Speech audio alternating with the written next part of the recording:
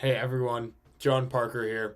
We have another clip from within the Pangburn universe, conversation between Sam Harris and Jordan Peterson, once again mediated by the great and powerful Douglas Murray. It is entitled The Tradition Delusion. For those of you who don't know me all that well, I'm a rather large fan of tradition, so let's get into it and see what we think here. Jordan's concern, and I share this, just as I share some of your concern that we expressed at the outset. And Jordan's fundamental concern, it seems to me, is one I fundamentally share, which is rationalism isn't enough. And it's, or let me put it another way. Correct. But then the two of you, can you both show me where it's obviously insufficient? Music. But there's nothing. But again, so to say that there's Music, more but to life also than morality. being rational is not to say, and perhaps never to say, you need to run against rationality. You need to be irrational in order to get something good. Let me express it a different way. Yeah. That's actually true. I agree with Harris on this. We haven't tried the purely rational approach yet, or we haven't tried it for very long. Well, many of us have been trying for a couple of centuries at least. Which is a blip. Yeah. I mean, yeah. the tiniest dot at the end of human evolution. So I think that a concern which Jordan has, and certainly a concern I have, is if we try this, we can think of all sorts of ways in which it can go wrong. If you take away all that supporting structure, you can think of any number of ways in which it can go wrong. And that I suppose that's at the root of the concern about where you might be taking us. Or to put it another way, if we enter the world that you would suggest, not everyone may necessarily come out as Sam Harris. Yeah, so what Douglas is saying here is something I 100% agree with, and fundamentally, he's motivated by an abundance of caution, which I think is a good approach. I think it's a humble approach. What he's saying is that if we go the pure rationality route, which, as he says, is a very brand new phenomenon that we are just trying out for the first time in human history, we are risking quite a lot. Because it is a rather large change from what we've been used to happening rather quickly. And as he says there, some people who at least claim to be pure rationalists, like Sam Harris, might work out okay, although more recent comments of his, if anybody's familiar with the controversy, might actually dispute that a little bit.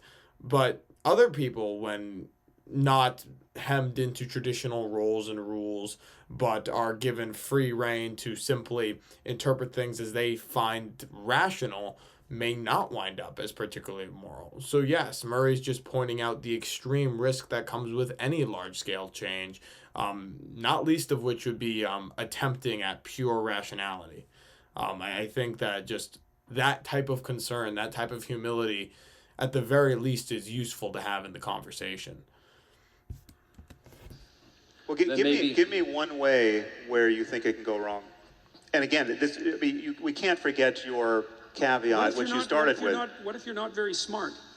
Right. Well, No, I don't mean- I mean a person, so then you're obviously. basically saying that the stupid people need their myths. We smart people on stage don't need them. Literally, yes. And that's not to say that the people are like dumb, but it's to say that most people who don't think about these things seriously, who are not taught to think philosophically, who are busy doing better things like raising families or producing or working for a living, they don't really have time to read all the philosophical texts and get all of their philosophical beliefs all situated. And so a lot of them are just too busy. And then, yes, there are people who are technically of lower IQ. And for everybody who is not a professional philosopher or a person who thinks about philosophy all that much, it is probably better to go along with the tradition as opposed to trying to stumble about blindly and figure it out yourself. Literally, yes. Harris points this out as some sort of insult, but I think that this is correct. I think that assuming that every single human being on Earth is just a powerhouse of philosophical thinking, I think is just absurd. I think even in a rationalist society, it would eventually devolve into kind of myths and parables in the exact same way that we've seen humanity throughout the rest of human history. Right. Well, I actually am saying that to some degree. I think Peterson might make my point. Hold on. If you're not exceptionally cognitively astute, you should be traditional and conservative. Because if you can't think well, you're going to think badly. And if you think badly, you're going to fall into trouble. And so it is definitely the case, and this has been what would you call a cliche of political belief for a long time. If you're not very smart, it's better to be conservative, because then you do what everyone else does. And generally speaking, doing what everyone else does is the path of least error moving forward. Now, that doesn't mean that rationality is unnecessary. Nor does it mean that all conservatives are stupid. It doesn't mean that either, right? Precisely. It doesn't mean that either. Very important caveat. Yes. Okay, so that's interesting. So I have seen these conversations before. And I follow Peterson a lot. I did not watch this clip specifically before reacting to it, but it looks like Peterson has shaped my thinking quite a bit, I suppose, or maybe great minds, whichever you prefer. Hey, I hope you enjoyed that reaction. If you did, let me know by dropping a like, and if you want to see more of my content, please consider subscribing. Now, if you didn't like what I had to say, or if you have any ideas to contribute of your own, please let me know down in the comments below. If you want to explore the broader Pangburn universe or see some more of my stuff just right now, click one of the buttons that are waving around my head. I hope to see you guys all out there engaging in the war of ideas.